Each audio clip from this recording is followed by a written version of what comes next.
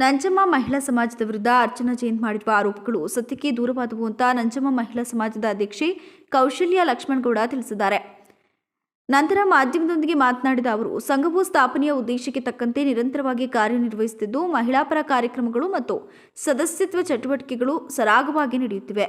ಆರ್ಥಿಕ ಲೆಕ್ಕಾಚಾರಗಳನ್ನು ಆಡಿಟ್ ಮಾಡಿಸಿ ಸಹಕಾರ ಸಂಘಕ್ಕೆ ಸಲ್ಲಿಸಲಾಗಿದೆ ಮತ್ತು ಸದಸ್ಯರ ಒಪ್ಪಿಗೆ ಇಲ್ಲದೆ ಮಾಹಿತಿಯನ್ನು ಹೊರ ನೀಡೋಕೆ ಆಗುವುದಿಲ್ಲ. 2025ರಲ್ಲಿ ನಂಜಮ್ಮ ಮಹಿಳಾ ಸಮಾಜ ನಮ್ಮ ಬಗ್ಗೆ ಅಪಾದನೆ ಬಗ್ಗೆ ನಾನು ಮಾತನಾಡ್ತಾ ಇದ್ದೇನೆ. ನಂಜಮ್ಮ ಮಹಿಳಾ ಸಮಾಜ ಸುಮಾರು 75 ವರ್ಷಗಳ ಕಾಲದಿಂದ ನಡ್ಕೊ ಬಂದಿರೋದು. ಹಿಂದಿನವರು ಒಂದು ಮಹಿಳೆಯರಿಗೋಸ್ಕರ, ಸಕಲೇಶ್ವರ ತಾಲೂಕಿನ ಮಹಿಳೆಯರಿಗೋಸ್ಕರ, ಎಲ್ಲ ಜನಾಂಗದ ಮಹಿಳೆಯರಿಗೋಸ್ಕರ ಕೂಡ ಅದು ಮಾಡಿರೋದು. ಸಮಾಜವನ್ನು ಹಿಂದೆ ಹೇಗೆ ಮುನ್ನಡೆಸ್ಕೊ ಬರ್ತಾ ಇದ್ದಾರೋ ಅದೇ ರೀತಿ ನಾವು ಕೂಡ ಮುನ್ನಡೆಸ್ಕೊ ಬರ್ತಾ ಇದ್ದೀವಿ.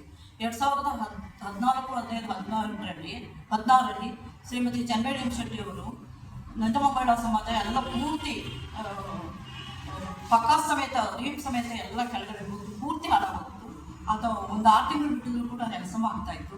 ಅವರ ಅಧ್ಯಕ್ಷತೆಯಲ್ಲಿ ನಾವೆಲ್ಲ ಸೇರಿಕೊಂಡು ಆ ಸಂದರ್ಭದಲ್ಲಿ ಚನ್ವೇಡಿ ಅವರು ಧೈರ್ಯ ಮಾಡಿ ಸುಮಾರು ಅಂದಾಜು 25 ಲಕ್ಷ ಖರ್ಚು ಮಾಡಿ ಎಲ್ಲ ಡೊನೇಷನ್ ವಸೂಲಿ ಮಾಡಿಕೊಂಡು, ಮತ್ತು MP ಅವರು ಡೊನೇಷನ್ ಕೊಟ್ಟರು, MLA ಅವರು ಕೊಟ್ಟರು, ಮತ್ತು ನಮ್ಮ ಮಹಿಳಾ ಸಮಾಜದ ಏನು 150 ಜನ ಮಹಿಳೆಯರು ಇದ್ದಾರೋ ಅವ್ರ ಕೈಲಿ ಎಷ್ಟು ಸಾಧ್ಯನೋ ಅಷ್ಟು 1,000, 5,000, 10,000, 15,000 ಹೀಗೆಲ್ಲ ಕೊಟ್ಟು 25,000 ಆಗೋ ತನಕ ಮಾಡಿ ಎಲ್ಲ ಮರ ಕುಡಿಸಿ ಎಲ್ಲ ಗಿಡ ಮಾಡಿ ವೈರಿಂಗ್ ಮಾಡಿ ಎಲ್ಲ ರೆಡಿ ಮಾಡೋಷ್ಟೊಳಗೆ 25,000 ಒಂದು ರೂಪಕ್ಕೆ ಬಂತು.